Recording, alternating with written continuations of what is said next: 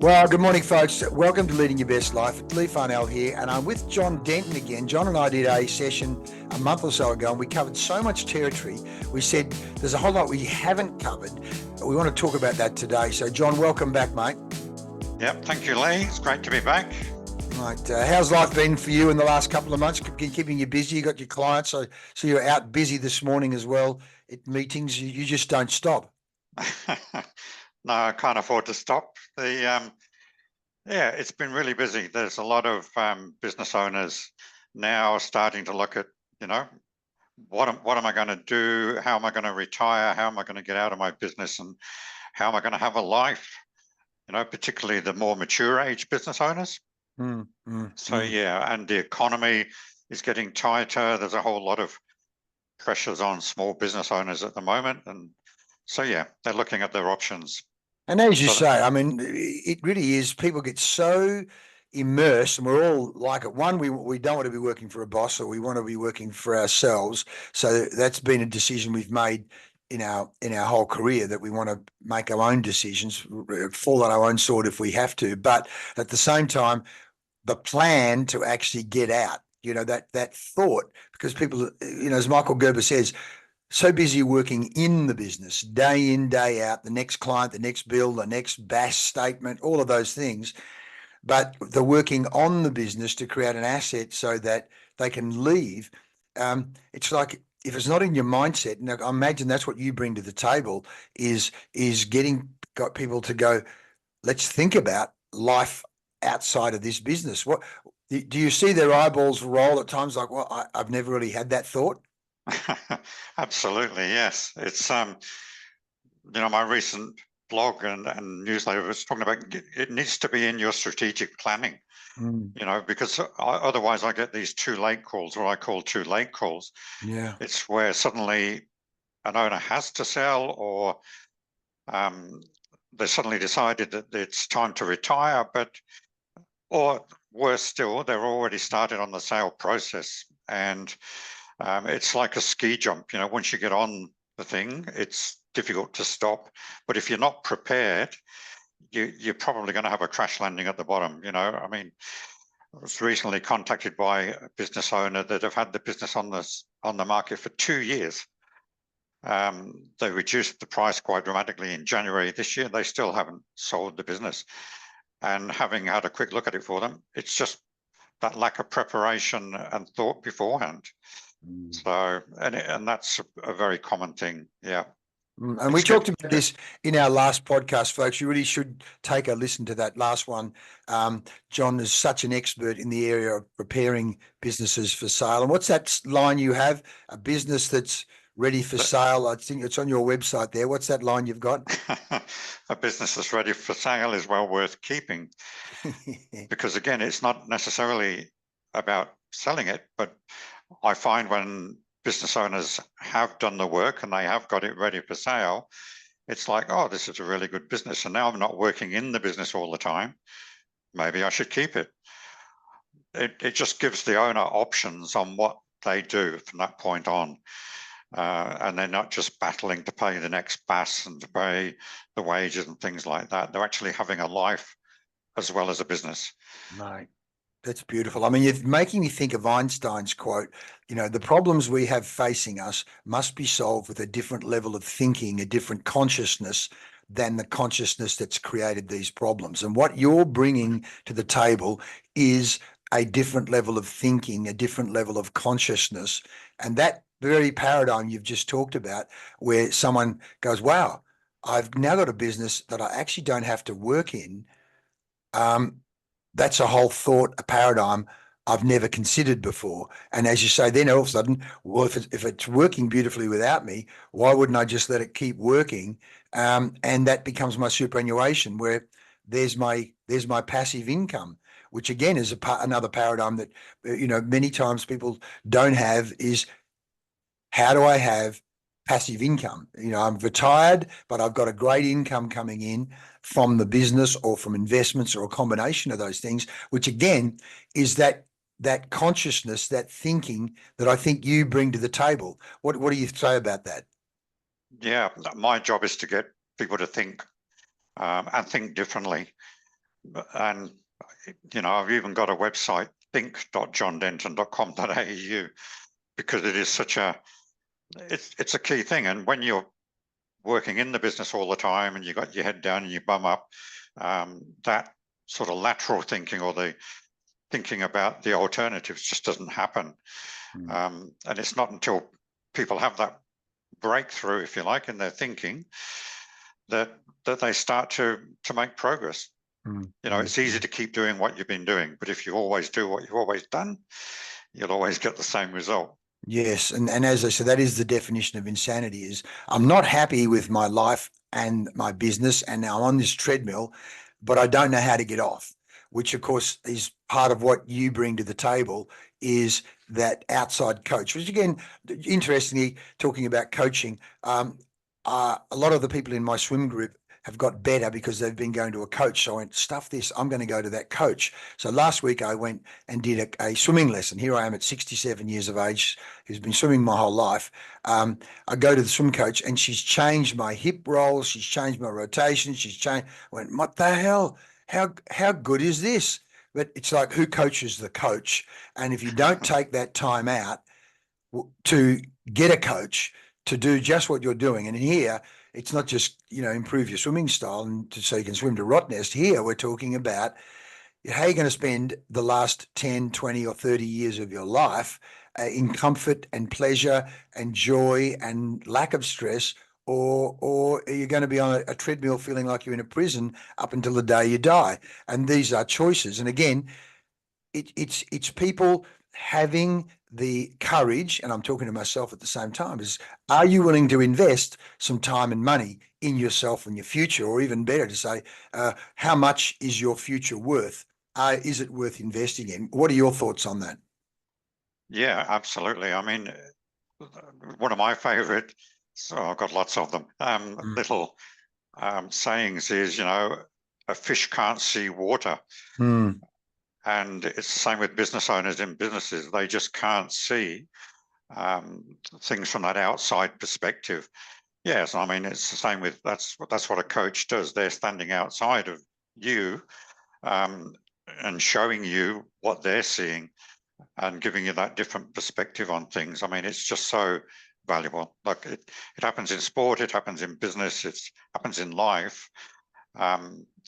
If you don't take that step of getting someone external to have a look, then yeah, a fish can't see the water. You can't see the wood for the trees, whatever metaphor you want to use. It's insanity. It's insanity, but you don't know how to get out of it. And Correct. and again, often the coach, I like Sadhguru talking about, when you're going to climb Mount Everest, best go with a guide who's been there before. And in your case, you're the guide who many, many times have taken people through this maze, through this journey to create this entity that then either can be sold or not be sold. But the person doesn't have the knowledge or the skills to do it themselves. Because again, if they had the knowledge and skills to do it themselves, and I'm talking to myself again, if you had the knowledge and skills to do it yourself, you would have already done it. Yeah. Yeah. I mean, I was a business owner in a partnership. We decided it was time to sell the business. We got together with a goal to build it up and sell it. And we put it on the market, but we didn't know what we were doing. And we spent 6 months on a really serious emotional roller coaster, and fortunately didn't sell. And when the last people went away and set up in competition with us, we decided it was time to get help. And that's when we went and got advised to go and see a good business broker.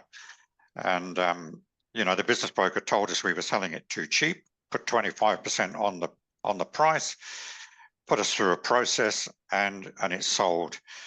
And it was such a big learning that's what I now pass on to business owners. And then, of course, I went broking, and as a business broker, then as well as a coach, and just seeing how little business owners really know about the sale process and how to value a business. That whole thing. You don't know what you don't know. And you may only sell a business once or twice in your whole lifetime. Yes, Yes, it's like saying I'm only going to do one or two golf shots in my lifetime, but I want them both to be perfect to go down the middle. It's not going to work that way. So what you basically say, what you're doing is you're buying the experience of the coach and the broker. So, mate, we covered a lot of that in the previous session, and what we Yeah. want to do, otherwise we'll talk about that again today because it is so fascinating. But guys, do check out the previous podcast, and I'll put the link to that in this podcast. But what I wanted to talk about here was one of the things we touched on last time was your sales journey and sales experience and sales process. So I wanted to delve down a bit more into that, John, in terms of, mistakes you see people making and some of the things you do that facilitate that is your, I suppose I call it above the water. What are the things you do? But also below the water, what are the things, how you think about the sales process? What are some of the tips or processes that you use that help you and have helped you over the years in terms of your sales process? Yes, selling is an interesting one, isn't it? I think a lot of people as well. I think the art of selling has probably died off a bit. People started to rely too much on the internet, and if I've got a good website, it'll do the selling for me. It's just not the case. Mm, And what comes up all the time when I look at businesses is there needs to be a sales process. mm, You know, a documented, structured mm. sales process. I went from engineering into sales. We had that conversation last time, and getting your head around following a process, having a structure to work to, and measuring what you're doing and measuring the results. It's just absolutely critical, and it's so lacking in a lot of businesses. And so when it does come to the sale of the business, the potential buyer wants to be able to see how the business makes its sales and gets its Mm. business, and the potential buyer wants to know that they could come in and see that process continue. You know what I mean? And Absolutely. Yeah. As you say, because I mean, I think, a friend of mine just sold his fluid, was a waste fluid business, and the person coming in, um, as you say, had dreams for the business, but wanted to see, okay, but how do you actually get the business? Where do the leads come from? And then, as you say, what's the journey you take someone on to actually get them to say, yes, I'm signing on the dotted line. I'm now a client. absolutely, it's Daniel Priestley talks about leads, appointments, presentations, and sales. It's about measuring all of that and knowing where you stand and being then able to improve the sale process. Yeah. When I had the training business, that was a real measure that we had to put in place. How many people do you talk to? How many appointments do you get? How many sales do you get? And then when you measure anything, you can find ways to improve it. Yeah. So have a process, measure it, and work on it. It's a continuous and never-ending improvement. One of the key things, Lee, that came out for me, one of the key learnings in selling was it's not about selling, it's about asking questions Mm, and getting the person to buy. mm, Um, there's a great book by Alan Pease, you've probably seen it, I'm sure, called Questions Are the Answer. mm, mm. And when I did work with Robert Kiyosaki and stuff, some training with him, again, it was all about questions. So the consultative sale process, Yes. build the rapport, build the trust, get to understand the person's pain points, problems, and then present the solution. So it's not about selling, it's not about telling, it's about asking. Yep. Yep. Absolutely. In fact, I was just listening to an audiobook this morning. One of my friends put me onto, I think it's called The CEO's Diary. And he's literally talking again about the power of asking questions. And he tells the story of Ronald Reagan, who I think at the time was behind Jimmy Carter in the polls going into the election, but it was like a week before the election. And in the debate. He goes, look, folks, all you need to do is on the day, and I'm paraphrasing Reagan's way of putting it, but you go into the voting booth and just before you're about to, and this is, of course, NLP would call it an embedded command because he's literally painting a scenario and giving them an instruction, whether he knew he was doing it or not. But he went, I want you to go sit there with the pencil and go, is it easier to get a job now than it was 4 years ago? Is the economy better now than it was 4 years ago? Is it easier to buy food now than it was for you? Are gas prices cheaper, or is it easier to buy gas? And if the answer is no, then I think it becomes obvious what you need to do. I love it. Yeah. Right? It's a Yeah. series of questions. And of course, and as Kiyosaki coached both of us, we say, you cannot not answer a question. So the mind, in fact, there's that flip chart, isn't there? Questions hook the mind. The big fish hook. Questions Yep. hook the mind. And the question opens a loop in the person's mind. Again, this is NLP, and Kiyosaki and the guys use this so well. And so we, as you say, one, it's called consultative selling. Two, we actually have what we call strategic questioning and buyer facilitation. That's the whole of this POMVIC process that we've created to guide people with strategic questions, knowing that every time you ask a question, you're taking the person both intellectually, their mind is going to that place, but also emotionally they're going to that place. So if you say to them, tell me what you'd like your life to be like once you've sold your business, they've now gone to that place in their mind, and they're experiencing that place. At the same time, tell me what it's like coming to work every day right now. How's that for you? So as you say, once you understand the power of questions and the consultative sale process, and as you say, we talk about present situation, problems, pain points, plans. We go all the way through. Funnily enough, interesting, people who are even sales snobs, like could be psychologists or people who've been to university, go, well, that's essentially, as you say, consulting. You're actually getting people to discuss. In fact, I think Kiyosaki put us onto Galileo. Galileo said, you cannot teach a person anything. You can only help them discover inside for themselves. Yeah. Yeah. So tell me some of the sales experiences you've had in recent times or even over the years that you remember where you've used your sales process, and what has been some of the milestone moments that you've used, some of the key lessons that jump out for you. Yeah. It's always asking those questions, taking them down that path of getting them to identify what they want, but why they haven't got it already. So what are the obstacles? Identify the pain. What's stopping you getting from where you are now to where you want to go? And then solve that problem for them. And quite often there'll be a generic solution, like, take vitamin C or something like that, if you're getting a cold, but then you want to talk about your specific solution. So it's not just any vitamin C, it's my vitamin C. Yes. So why your solution is better, and show some proof. And then, as you were saying, it's about getting them to identify the brightness of the future. So if we do that and we solve the problems and we take you on that journey, then what's it going to be like? How would that feel? This is an ex-engineer here talking about feelings. Yeah. But that's in selling, and that was my big learning in selling, as we talked about before. It's not about logic, it's about emotion.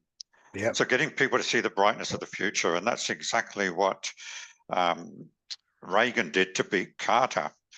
He painted a picture of a brighter future, whereas Carter was talking about the realities of how tough things were going to be. Well, people don't want to know how tough things are going to be. They want to know how good it's going to be when the problem's solved. Yes. And so in brightness of the future, to a certain extent, like him or hate him, Trump is good at hyping up the future. or even worse, talking about how terrible it is now, and only through him will there be a brighter future. In fact, if we don't vote for me, the whole America is finished. It's almost it's fear driven more so than brightness of the future, isn't it? Yeah, absolutely. I mean, fear is yeah, it gets people into action, but it's not my favorite No, way of going. no. Whereas the brightness of the future, like with selling your business, you know, and that's what I have to do sometimes to get people. So one business owner I worked with for about 2.5 years before putting the business on the market. And that was because the owner had started the business 20 years prior. And so he had all the expertise about the product. So this was, I've just got to be careful what I say, Of course, obviously, but confidentiality. yeah, so he had all the technical knowledge about the business and the products and solutions, but he had all the relationships with the clients, with the suppliers, and it was getting him to see that and see that the business, that he could transfer all of that to someone else in the business, and with some good systems, then he could free himself up from the business, and he could start to, again, the brightness of the future, he could start to have a life and do things. And then in a couple of years' time, yep, we could sell the business and get a good buyer for it. And he was a very coachable person, some I think we talked about this before as well. Some people Yes. are coachable and some aren't. Yes. He was very coachable, and yeah, by the end of 2.5 years, he was only going into the business a couple of half days a week, and that was more just to see if everybody was okay. And that business was sold to someone completely outside the industry because the buyer could see the potential in the business, but could see that the business would run without them having to be the expert or having all those sort of relationships. So, but my job was to sell the owner on taking the step to go down that path. Beautiful, beautiful.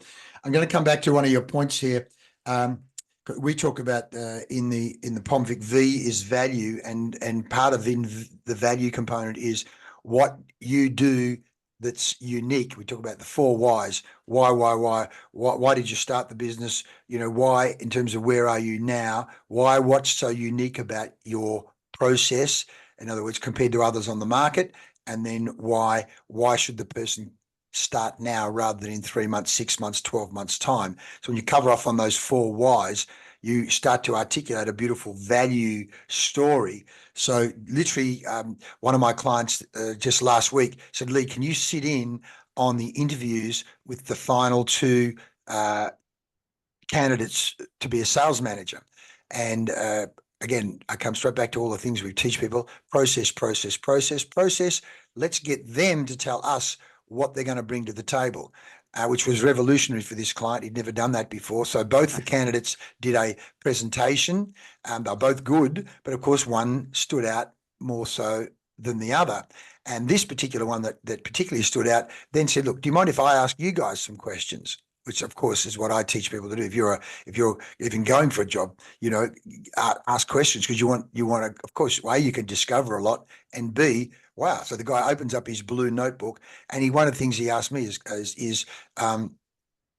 so Lee, what is unique about what you're doing here compared to a lot of the other sales training programs that I've been involved in? I went, oh, good question. But of course, the good thing is, of course, I've thought about this. I said, well, a lot of the other sales training programs will teach a methodology, but a methodology planted into an unhealthy culture will mean we're putting good seed on toxic soil. So what I do is we work one great methodology, but we also work with the culture and the ecosystem so that we have a healthy, high-performing, supportive sales ecosystem, as distinct from, we teach them the methodology, but the culture's sick. So that's one thing. And then the other thing I say is we also work at the personal development level, not just on sales system, because So the company grows when the people grow. So things around emotional intelligence, things around paradigms, things around goal setting, things around inner evolution are all the belief systems. We work with those because when we can get everyone on the same page, lifting in terms of their personal development, that in itself has a major impact on the performance. So we're actually doing it at 3 levels, as I said: the sales methodology area, the POMVIC system, which works beautifully, the culture, and being much more healthy and supportive of a high-performing sales team, but also the people growing as individuals. And of course, then I follow up with what Kiyosaki taught us, then ask the question, does that answer your question? Because he goes, yeah, that's very good, right? So, but the same thing. So if someone was going to ask you, John, in terms of, okay, what's unique about your methodology, would you say, compared to, say, other people who may be in your area coaching people on how to get their businesses ready for sale? What would you say is the unique component, and why someone might choose you over somebody else? Yeah, that's a good question, Lee. Thank you. The point is, I've been there and done it from different perspectives. So I've been a business owner, wanting to sell a business in a partnership, and went about the whole sale process wrong. So I've sort of been there and experienced what it's like to not know what you're doing when you're selling a business. And then, having gone through the process with the broker who sold our business, learned so much from that process. And then I've been out and done business broking as well. So there aren't too many people out there that have been business owners, sold their own business, been business broking, selling other people's businesses, and a whole range of businesses, from motorbike wrecking businesses to kebab businesses to auto service business, a whole raft of different businesses. So I've pretty well seen, I wouldn't say everything, but I've seen a lot of things that can happen when people are trying to sell a business, things that can go wrong, things that can go right. So, there's a lot of coaches and people out there that have learned coaching, and they may have been in business or may have been an accountant, but haven't been through that actual sales process themselves. So it really is a 360-degree approach, isn't it? You've had experience from all those areas. Yeah. Yeah. And, I don't bag accountants or anybody like that when it comes to selling businesses, but quite often accountants get involved because most businesses have an accountant. But the accountants themselves have never, I'm being careful here, Lee, but sold a business, having been a business owner and sold a business. So yes, they understand all the financials. They understand sometimes how businesses are valued and that, but when it comes to the actual selling of it, they haven't been out there on the streets, knocking on doors and finding buyers and negotiating deals, things like that, which I have. So does that answer your question, Lee? Yeah, beautifully done, mate. As you say, is a whole range of levels between the psychological, the emotional, the systems, the sales, and just the experience of, as you say, everything from kebab to all the range of businesses, which reminds me, you mentioned Proof. I was doing some you talked about that, leads, appointments, presentation, sales. I was doing what we call a needs discovery, in fact, a proposal presentation to an accountant the other day. And one of his first questions, or early on in the questions, was, what other accountants have you worked with? People want to know, who like me have you helped? Yes, you've helped all these other people, but who like me have you helped? And that's where your broad range of experience is going to be a pretty good chance you've helped someone either in that industry or with a business very similar to that business, which I think, we do so many things in business. Sometimes you forget the gravitas or the importance of a particular factor. And this factor of, yeah, oh, you've done all these other things, mate, but who like me have you helped? And being able to actually articulate the reason why someone should do business with you, so that it fits their world and their reality. What are your thoughts on that? Yeah, absolutely. It's what do you call it? Walking in their moccasins or something. Yeah, yeah. Mm. You know, having been there and experienced it with people like them in their particular industry or something similar, to be able to relate to them Mm. with that experience. I was just trying to think. There's the other thing that comes up quite often is family businesses, Hmm. and I've worked with quite a few family businesses, and when I had the training and development business as well, a lot of our clients were quite large WA-based family businesses. But again, when it comes to, you were talking about culture and that in a family business, um, it can be quite difficult when it comes to sell if there are two or three members in the business. So, Lee, yeah, I know you work very well on developing cultures, and I don't know if you've got experience with family businesses, but it's getting the family to talk Mm. and actually get Mm. on the same page. Mm. Have you come The across that? dynamics are very complicated, aren't they? Because you have situation, like I'll give an example. A guy running a business, he's inherited the business from his father, and his wife, the guy's wife, says she's not involved directly in the business, but does control all the finances, and in fact is very involved. And so, on the one hand, it's like he runs it, except when I have a decision that needs to be made. And I can see the dynamics are very complicated because as long as it's going along the way she wants it, then that's good. And I can see, well, then there's a son involved as well. And I'm thinking of other family business as well. It's not your normal corporate business, is it? A family business. There's all of those personalities. And as you say, they eat, often they live together, they eat, they may even holiday together. And so to a certain extent, a cough can end up like pneumonia. A small problem becomes a big problem. So tell me, what are some of your secrets in dealing? Because I note one of our points here is family businesses when the baby boomer wants to retire, but has sons or daughters with different ideas about the future of the business. What has been some of your insights or tips or strategies in that situation? Yeah, tips.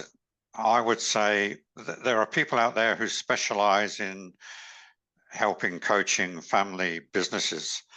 And I would strongly recommend getting somebody to help because it's it's almost like counseling. You got to get the family to talk to each other to agree. So the things you would do in a business without the family members is the business owner or owners have a vision and a culture that they develop for that business. In a family business, it tends to evolve, and it evolves around the family members. And if you don't get them talking about where they're going with the business, getting them all to agree, it's like a partnership, Lee. Mm. Partnerships will work providing the partners have a common goal, a common vision for where the business is going, and agree on that and work on that and have the same values. In a family business, because you do have the sometimes, well, generational problems, the youngsters don't want to, they've seen their parents working long hours, building this business up, and now they're going to inherit the business and they don't necessarily want to be doing the long hours and having the same sort of life that their parents have had. But so Lee, it's all about getting that conversation going. Yeah. And I like to not get involved in those sort of conversations. So my Well, at least you know what you advice, don't. At least you know what you don't like doing. Right. So, exactly, and there are people out there who specialize in doing that yep. kind of consulting, if you like, that kind of coaching. So my advice is always to do that, and it's getting them to think about maybe getting some of the family members to leave the business and replace them before selling it, because it does make the business more difficult to sell, less attractive if there are 2 or 3 or more family members in the business, because it doesn't matter how much you try to convince a potential buyer. No, the son and the daughter will stay in the business and everything else and stuff. But in the buyer's mind, it's, oh yeah, sure, but as soon as the business is sold, are they really going to stay? And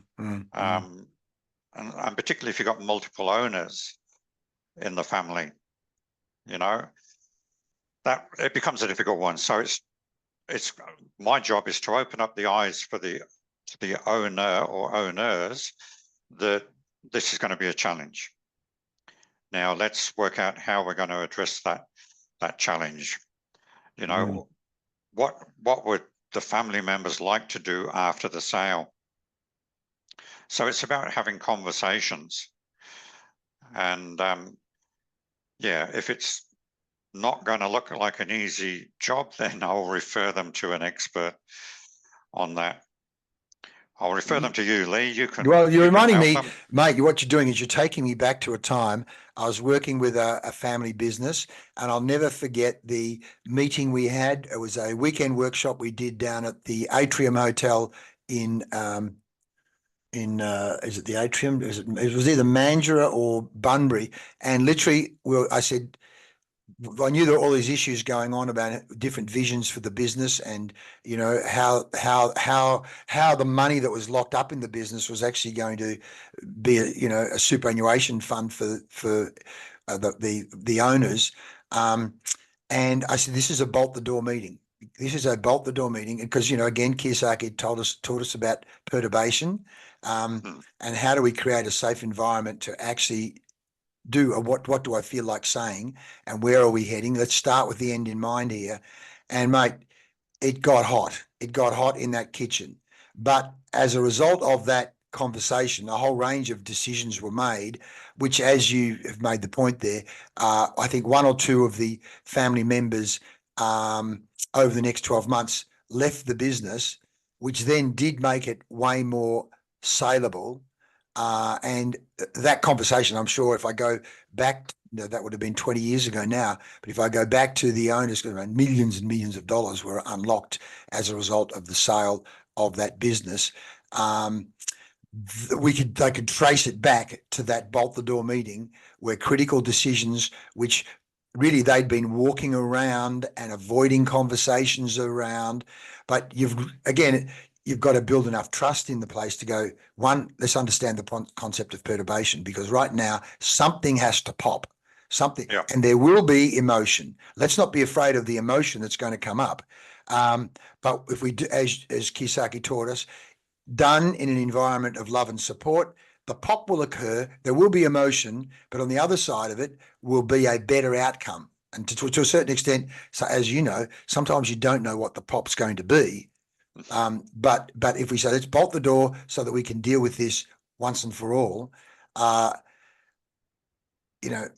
people may not have been happy on the day, but within 12 months, everyone's lives had moved on, and the business did realize its full potential, and it did unlock the value and the money that was in there, which then allowed the owners some of them to retire the way they wanted to retire. So you're right, it is a speciality, and in most cases, that won't be your accountant that's going to run that meeting, because it's not about the spreadsheet.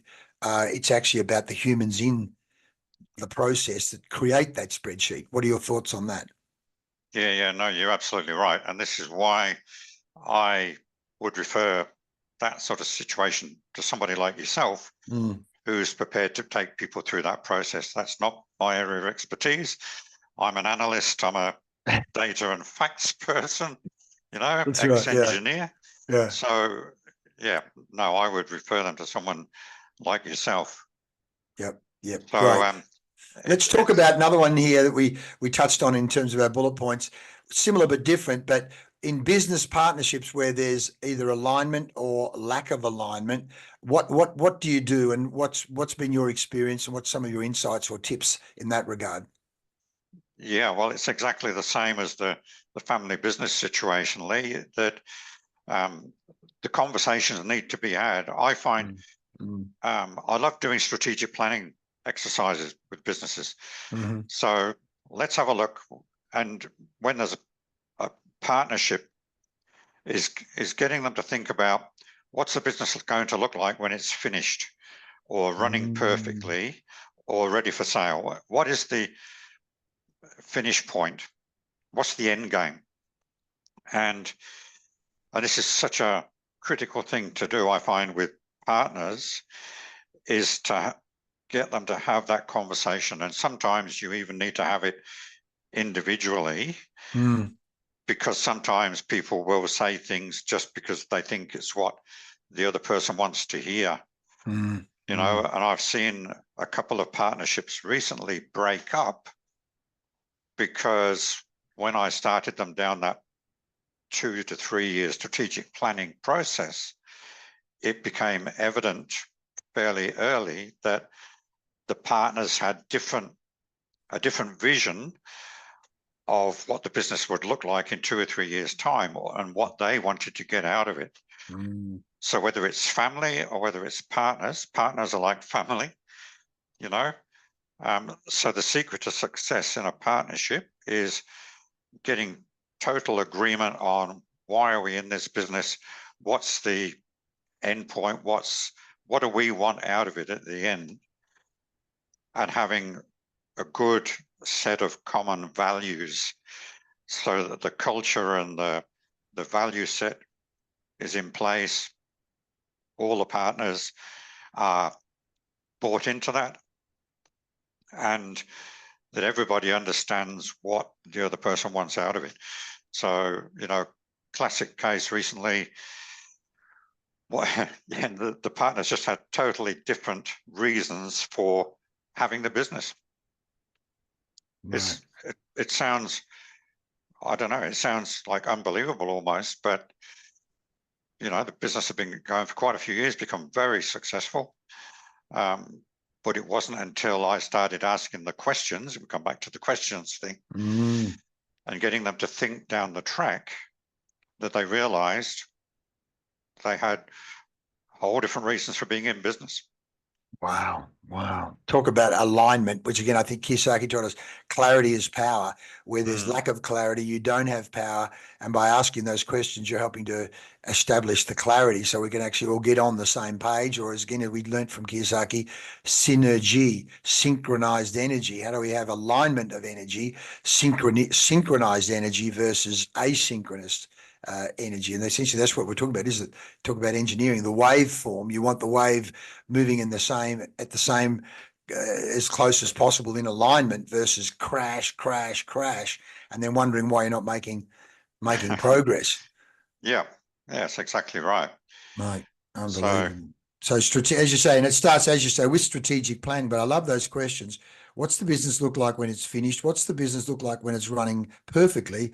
What's the end game here? What do you personally want out of this? Boy, oh boy, as you say, which is so, as I've learned over the years, it's so easy to jump into a business partnership with someone and up you get, off you go, running around doing things.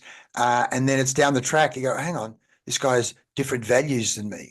What he considers truth, I don't consider truth. What he considers good behavior or friendly behavior or business behavior, I don't consider friendly or good business behavior. You know, what I consider to be a way of solving a problem, he doesn't consider, or she doesn't consider it a way of resolving a problem, whether it be avoiding the problem or just insulting the person into some kind of conversation. Because as soon as you put, and again, coming back to the family business or any business, as soon as it's personality dependent, or even worse, where personality dominates, particularly in a very unhealthy way, now you've got asynchronous, now you've got toxicity.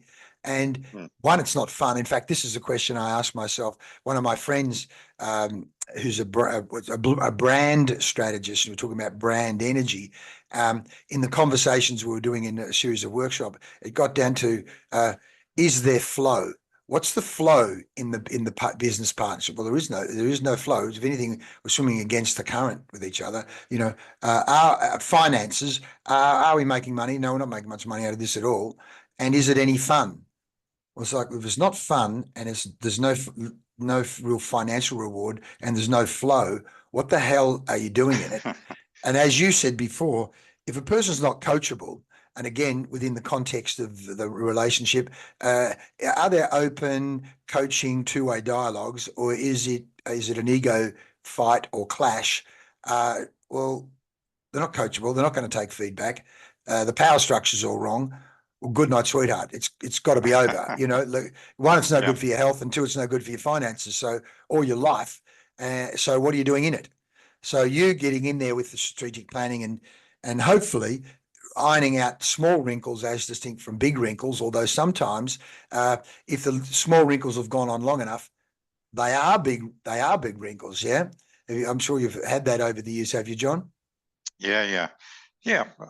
It starts off being small differences, but then when you start to get that clarity by asking the questions and getting people to articulate these things, that's when you see the differences. That's when you see the gaps opening up. Yeah. And you start to realize that this is really not going to work. And the other thing is assumptions, Lee. The old maxim, never assume. And you get partners in a business will assume the other partner agrees. They assume the other partner wants this outcome, and they never ask each other the question. Yeah. It's not until somebody like I come in or you come in and start to question them that clarity starts to come through. Yes. And the sooner they get that clarity, the better. Yeah. And even assume, I assume when I'm doing a business ready for sale assessment for a business owner that at some point they're going to want to sell the business. Now, I was given a little bit of a sort of a wake-up call on that one recently, where after quite a period of time working with them, the owners said, well, actually, we were thinking we might want to pass this business on to our employees, or we might even want to turn it into a co-op, which is a whole different ball game. Yeah. To selling the business. Now I just assumed that, well, at some point they're going to want to sell the business. Yeah. No, we'd like to get, suppliers and clients, people involved to buy in and maybe turn it into a co-op. Wow. Well, that changes the whole Absolutely. thinking Changes the whole ball game, which again is why you want to do that strategic planning part of your process to go, well, what does the business look like when it's finished or when it's ready for sale, et cetera, yeah. Yeah. And what do you want out of it down the track? And another question to add to that list, Lee, is what do you want to do after the sales or after the exit? When you're out of the business, what are you going to do? Because life beyond. Yeah. Correct. Yeah. And I'm sure you do that with people, it's getting them to, particularly with males and older males, that where the business has been their life. It's like, once the business is gone, well, what are you going to do? Yeah. What are you going to spend your time doing? Well, it's not just time, but they think it's time. But the fact is, it's identity. If for 30 or 40 years I've been a business person, or I've been a printer, or I've been an accountant, or I've been a lawyer, or I've been whatever, and that's been your source of, self-esteem, or that's been your source of joy, or that's been your source of pride. Your kids have grown up. Your partner could be doing their own thing anyway.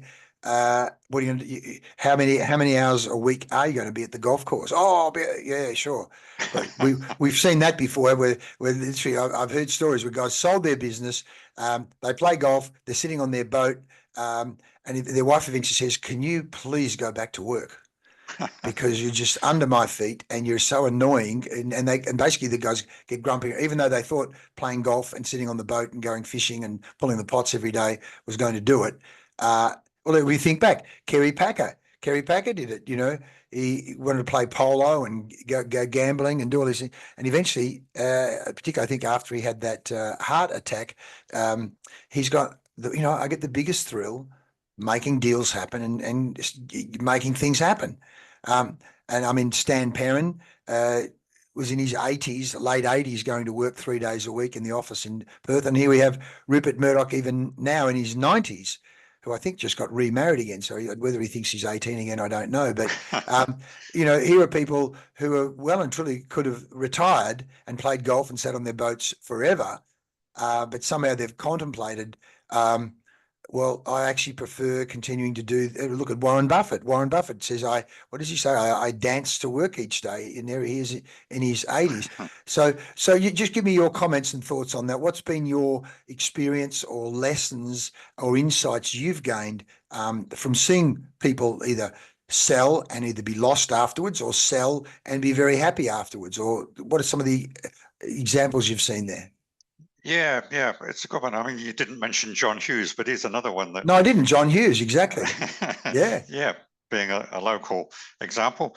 Yeah, look, with the business I was talking about before, where I worked with them for 2.5 years and then sold the business, that very early on in the piece, and this is what I like to do again, is getting that clarity, is getting people to articulate what they are going to do after the business. Now, in that particular case, the owner came up with some really good things that they wanted to do in terms of helping other people, working for not-for-profits, giving back, if you like, because not having to work for an income and things like that. So it was about giving back and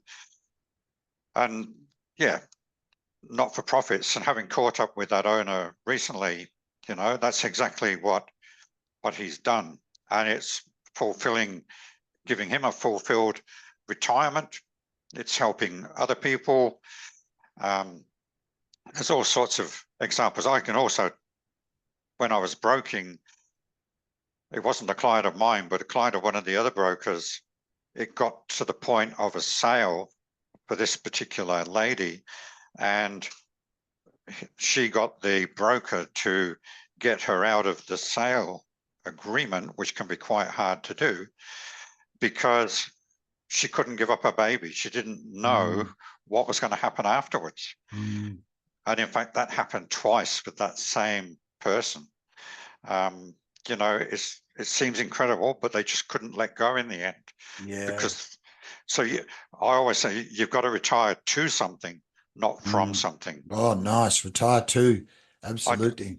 I know an airline pilot worked for British Airways. He was a relative of mine, actually, but he was visiting us in Oz one time, and stressing to the max because he was coming up to retirement, because they retire airline pilots quite early for obvious reasons. And he was stressed to the max. He did not want to retire.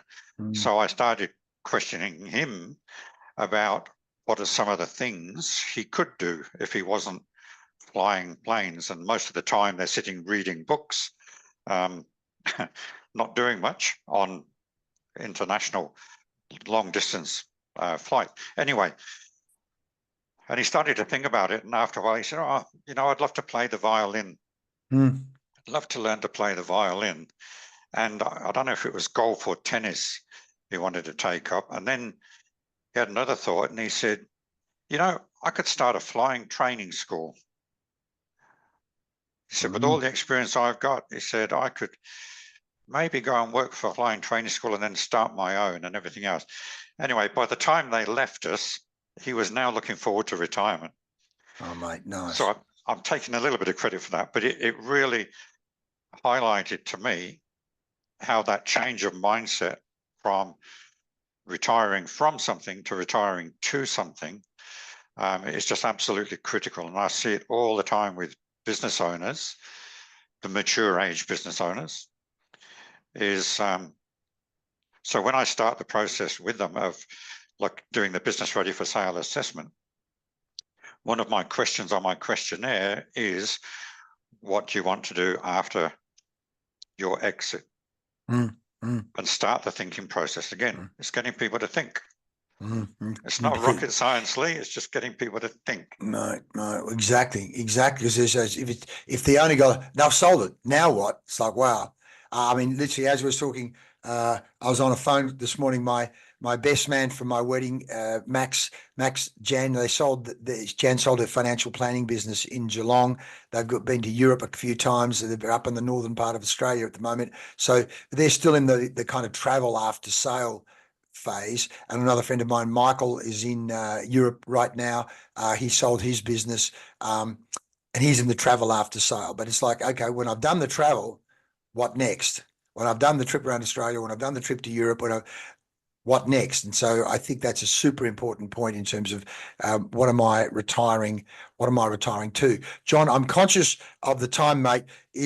I'm going to go through my notes here. In fact, I'm just going to go through the notes. There's so many great points we've got in no particular order here. The too late calls you've talked about, the importance of strategic planning. What's the business look like when it's finished? What's it look like when it's running perfectly? What's the end game?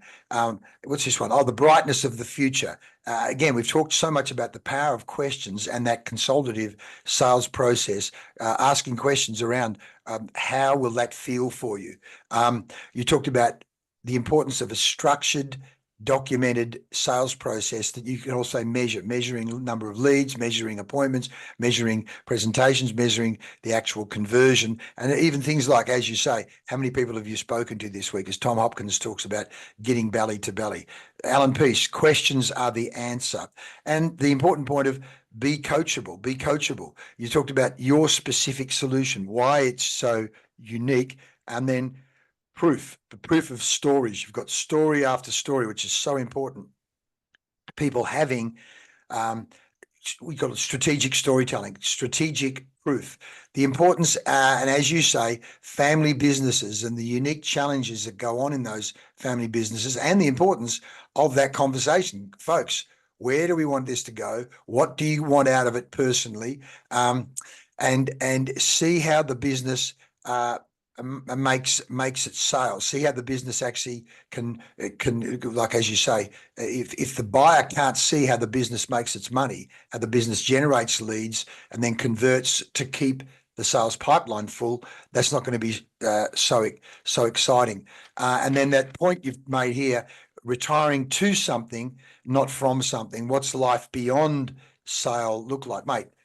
There's a wealth of fantastic points there. Is there anything we haven't spoken about that you'd like to talk about before we wrap up this interview? I think the point I'd want to make with business owners is start thinking about it now. Yes. Start early. I can't remember who the famous person was now, whether it was Ford or somebody said, thinking is the hardest work there is, which is why so few people do it. I'm sorry, I can't remember who it was who said that, but because the brain tends to take the easy route, so all the subconscious habits that we've built up in our mind will take over. It's autopilot, so to take that conscious decision to have a different thought is hard work. And it means starting with the question, as you said, the power of the question. What does the business look like when it's finished? What does the business look like when it's running perfectly? Henry Ford also said, whether you think you can or whether you think you can't, it doesn't matter. Either way, you're right. Either way, you're right. And so here, whether you think about the business being finished and running perfectly or don't, either way, you're going to have an outcome. Best you plan it and think about it. And as you say, the brightness of the future. What does a bright future look like beyond you being in this business? At least spend some time meditating and contemplating that possibility. And don't start the sale process until you are absolutely ready. A, the business is ready, and B, you are mentally ready. And that's where my business ready for sale assessment comes in. Yes.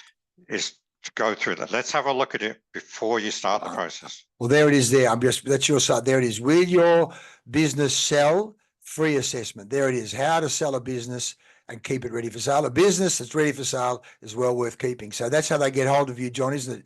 Absolutely. JohnDenton.com.au. And there it is, a fantastic website. Will work with me if beautiful, mate. That's beautiful. So many great points there. So, folks, that's how you get on. I don't know when that photo was taken, but you've got to thank that photographer. Good work, buds. Yeah, there it is. There, Paul Richardson. Well done, Paul. You've made him look young, fit, handsome, vibrant. That's a very good photo, mate. I like that. You pay him again. That's a good job. There it is. No obligation chat, audit, and plan about, mate. Beautiful, great website. Gee, that's very good, very good. Folks, so there it is, John. What a fantastic time we've had. I bet we'll come up with other ideas again as to why we should keep talking, mate. But I do thank you for your time this morning. So many great points. And folks, touch base with John if you, well, as you said, start now. I'm not saying, I was going to say touch base if you're thinking of selling. No, touch base, because one day you will want to sell. And the point being, if you can't sell it, it's not a business, it's just an income, and possibly even a prison. What are your thoughts on that, John? Yeah, absolutely. Don't get trapped in the business. Be in control. And remember, a business that's ready for sale is well worth keeping. Oh, mate, I love the way you do. This guy's a professional, folks. John, thanks for your time again, mate. And I look forward to seeing you very soon again. All the best. Yeah, thank you, Lee. Pleasure, Talk mate. soon. Pleasure, Bye. mate. Bye.